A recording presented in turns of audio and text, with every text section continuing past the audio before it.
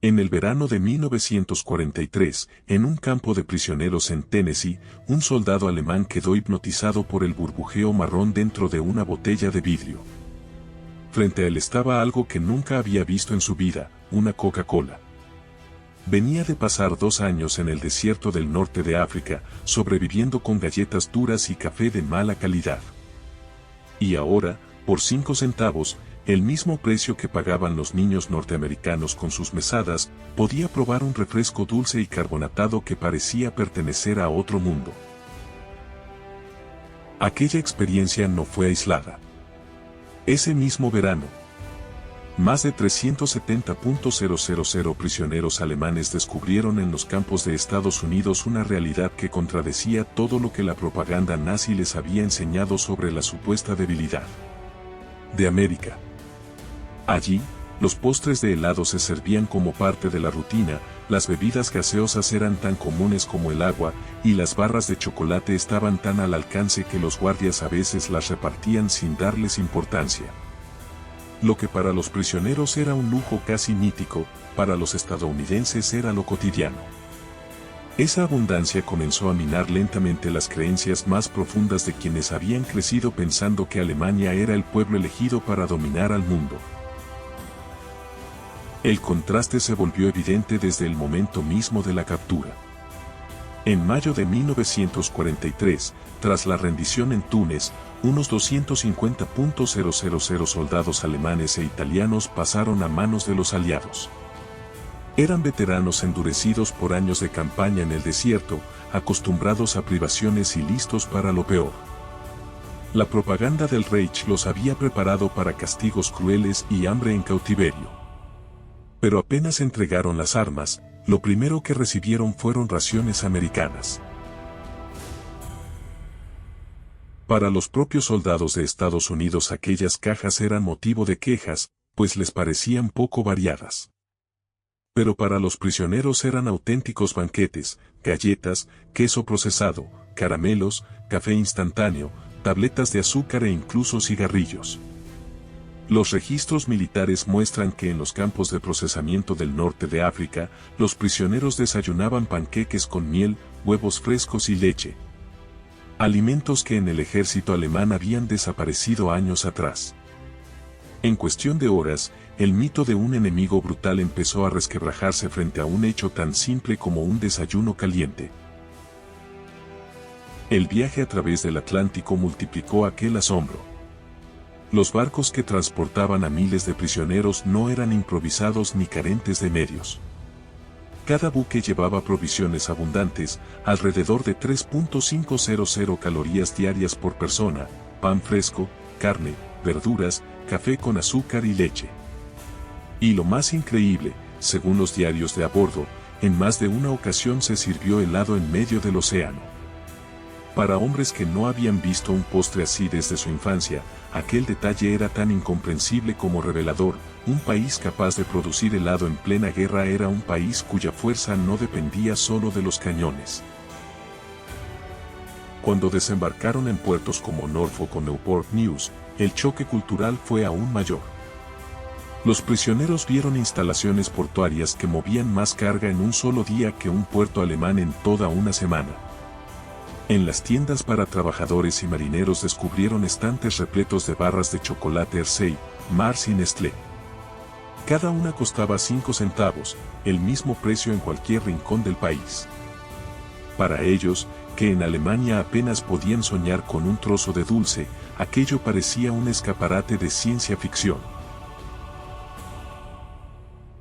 El traslado hacia el interior del país tampoco se parecía en nada a lo que habían vivido en Europa.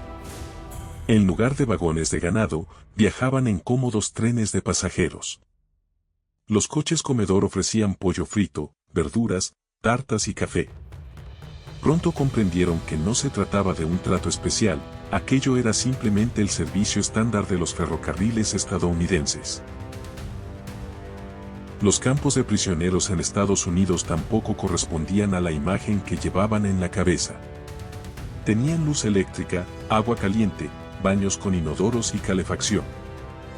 Pero lo que más impacto causó fueron las pequeñas tiendas dentro de los campos, donde podían comprar refrescos, dulces, tabaco, fruta fresca e incluso cerveza ligera.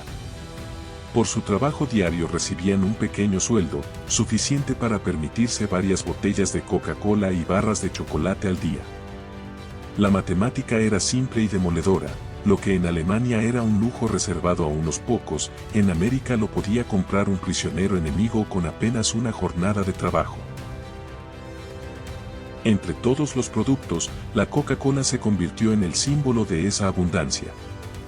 La compañía había producido 5.000 millones de botellas solo en 1943, y su sabor era idéntico en cualquier lugar del país, un logro industrial que sorprendía a los prisioneros más técnicos. En cada campo llegaban cargamentos semanales, y los alemanes veían cómo los estadounidenses bebían aquel refresco a todas horas, a veces dejando las botellas medio llenas sin darles importancia. Para quienes venían de un mundo de escasez, ese gesto era más impactante que cualquier discurso político. El helado, por su parte, representaba una forma de lujo casi incomprensible. En Alemania, ni los niños lo veían desde hacía años. En cambio, en los campos norteamericanos se servía en verano con regularidad. Había máquinas eléctricas capaces de producir decenas de litros a la semana, y los prisioneros podían comprar barquillos o sándwiches helados por unos pocos centavos. El simple hecho de que un alimento considerado superfluo en tiempos de guerra estuviera tan extendido enseñaba una lección más poderosa que cualquier panfleto. El azúcar, omnipresente en mesas y panaderías, completaba el panorama. Mientras en Alemania se racionaba con apenas unos gramos al mes, en los campos americanos los sacos de decenas de kilos se utilizaban sin restricciones. Se preparaban pasteles, galletas y tartas casi a diario. Un caso registrado cuenta cómo varios cientos de libras de azúcar endurecido por la humedad fueron simplemente desechados en lugar de recuperarlos, algo que para los prisioneros era un verdadero escándalo. Allí comprendieron que estaban frente a un país cuya riqueza era tan grande que incluso el desperdicio formaba parte de la normalidad. Las celebraciones nacionales reforzaban aún más esta impresión. En el Día de Acción de Gracias de 1943, todos los prisioneros recibieron el mismo menú que los soldados estadounidenses: pavo asado, puré de patatas con salsa, batatas, salsa de arándanos, pastel de calabaza y café con leche.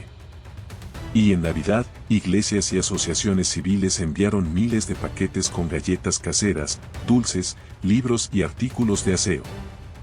Para hombres que esperaban desprecio, aquel gesto de amabilidad fue una lección moral que la propaganda nazi no podía contrarrestar.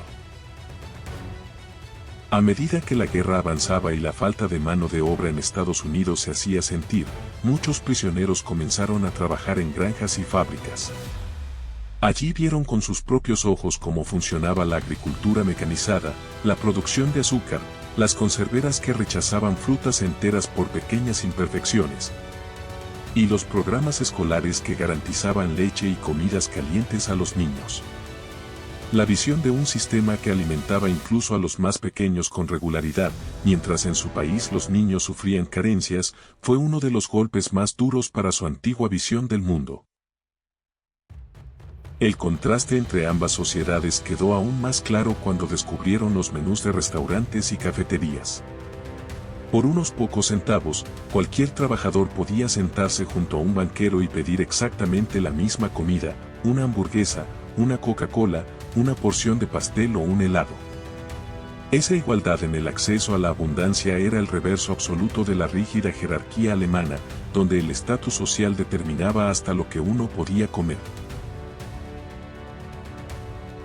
Las cifras publicadas en la prensa estadounidense reforzaban aquella impresión: millones de toneladas de azúcar al año, cientos de millones de libras de chocolate, miles de millones de botellas de refrescos y cientos de millones de galones de leche y helado.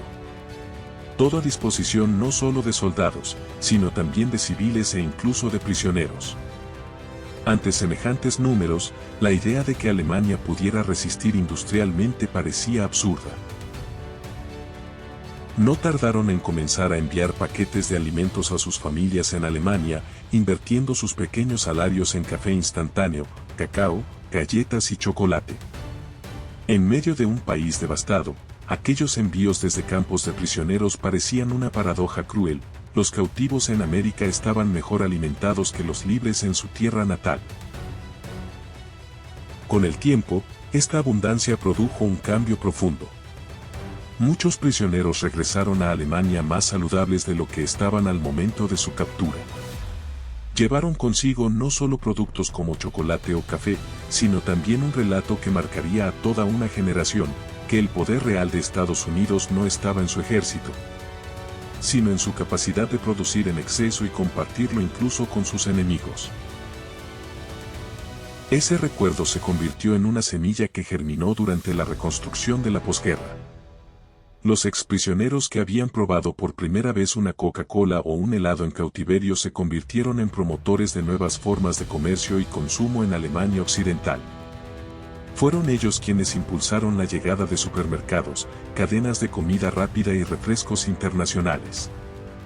Habían aprendido que la abundancia no solo alimenta el cuerpo, sino también la estabilidad social y la confianza en el futuro. Años más tarde, muchos de ellos recordaban con una sonrisa el momento en que probaron su primera Coca-Cola o su primer helado americano. Aquella chispa de gas en la lengua o aquella cucharada helada en pleno verano valían más que 1000 discursos.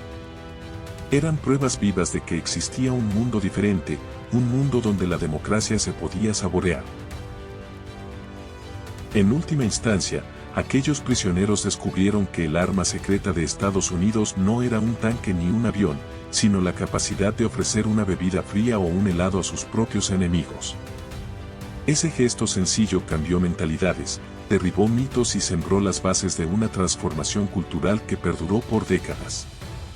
La guerra podía ganarse con cañones, pero la paz, como descubrieron ellos, se podía asegurar con una botella de refresco y una bola de helado servida en un día caluroso de verano. Gracias por ver, suscríbanse al canal.